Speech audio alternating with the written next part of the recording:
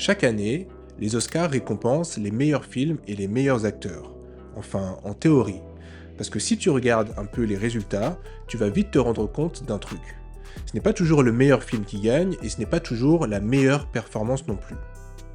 Cette année, avec Timothée Chalamet face à Michael B. Jordan, on a un retour de cet éternel débat. Est-ce que c'est vraiment une victoire artistique ou est-ce que c'est autre chose?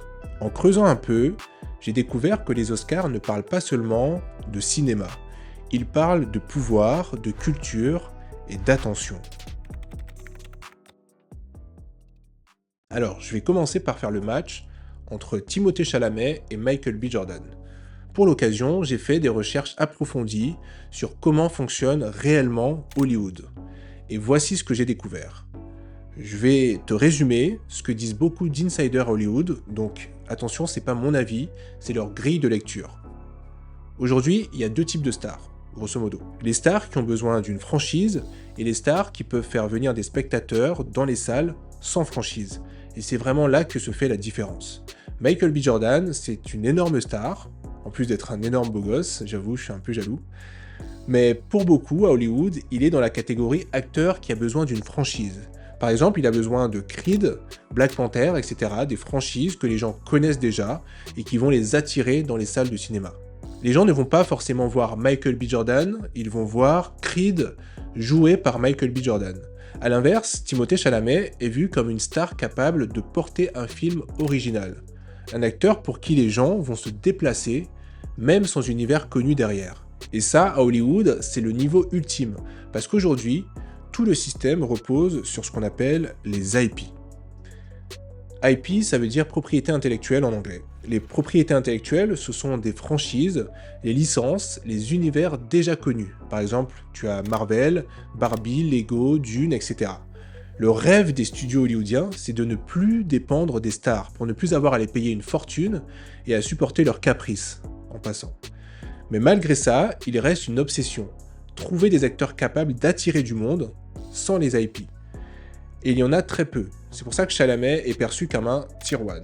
Alors que Michael B. Jordan, malgré son énorme succès, reste perçu comme un Tier 2, même si ses films cartonnent et même s'il dépasse le milliard au box-office. Timothée Chalamet, lui, est à peu près à 2 milliards de dollars au box-office. Mais en réalité, c'est pas juste une question de chiffres, c'est une question de perception. Par exemple, Sinners, le film pour lequel Michael B. Jordan a reçu l'Oscar, est vu comme un succès de Ryan Coogler. C'est plus un succès du réalisateur, en fait, que de l'acteur. Alors que Marty Supreme, lui, est vu comme un succès de Chalamet, un succès d'acteur. Autrement dit, dans un cas, tu vas au cinéma pour le film, dans l'autre, tu vas au cinéma pour l'acteur. Alors revenons un peu sur le débat. Sur le papier, le débat est simple. Beaucoup disent que Chalamet aurait dû recevoir l'Oscar et qu'en réalité Michael B. Jordan l'a reçu pour récompenser sa carrière, au global, quoi. Alors, est-ce que c'est vrai, est-ce que c'est pas vrai? Peut-être, peut-être pas, en réalité je n'en sais rien, mais le fait que les gens posent la question, c'est déjà intéressant. Parce que ça veut dire qu'on sent tous un truc. Les Oscars ne récompensent pas juste un rôle, ils racontent une histoire. Officiellement, les Oscars c'est simple, t'as le meilleur acteur, meilleur film, meilleure réalisation, etc. Mais en réalité, c'est un peu plus subtil. Quand quelqu'un gagne un Oscar, il ne gagne pas juste un trophée, il gagne du statut, de la crédibilité et surtout de la visibilité.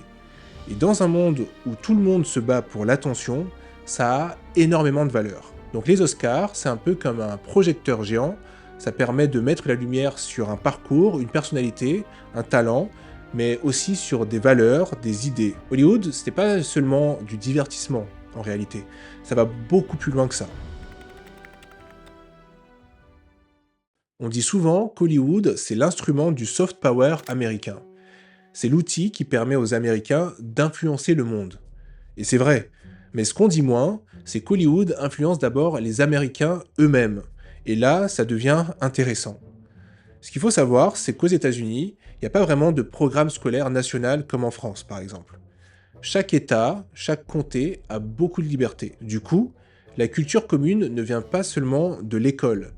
En France, par exemple, tous les enfants apprennent les mêmes choses, en tout cas jusqu'au lycée. On a les mêmes cours d'histoire, on lit les mêmes livres en cours de français, etc. Aux États-Unis, ils n'ont pas vraiment ça. Donc, pour unifier la population autour d'une histoire, de références communes, de valeurs communes, ils utilisent beaucoup Hollywood et les médias. Alors attention, je ne suis pas en train de dire que Hollywood remplace l'école, mais cette institution, finalement, joue un rôle de premier plan pour raconter ce qui est important, montrer à qui il faut ressembler et définir ce qui est valorisé. En gros, Hollywood participe à construire un récit commun. Et c'est là que les Oscars deviennent vraiment intéressants.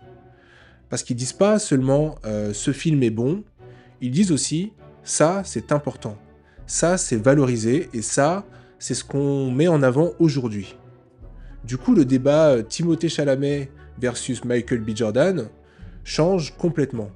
C'est plus juste qui est le meilleur acteur, c'est finalement quelle histoire Hollywood veut raconter maintenant.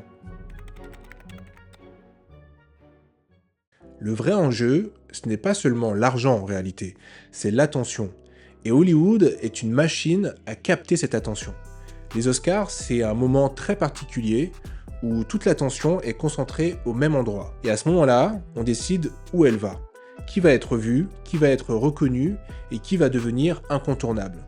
Donc au fond, la vraie question, ce n'est pas est-ce que Michael B. Jordan mériterait plus que Chalamet. La vraie question, c'est qu'est-ce qu'Hollywood décide de valoriser.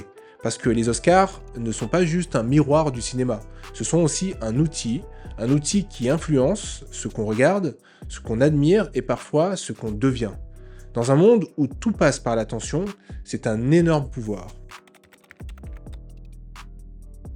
Je m'appelle Damien et sur cette chaîne, on explore l'économie de l'attention, les médias, le cinéma, les plateformes, les jeux vidéo, etc. pour comprendre l'influence que ça a sur nos vies. Si ça t'intéresse, je t'invite à t'abonner évidemment, et si tu veux voir où tout ça peut aller, je construis une plateforme qui s'appelle Cubic.tv. Le lien est dans la description. Je te dis à très bientôt pour la prochaine vidéo.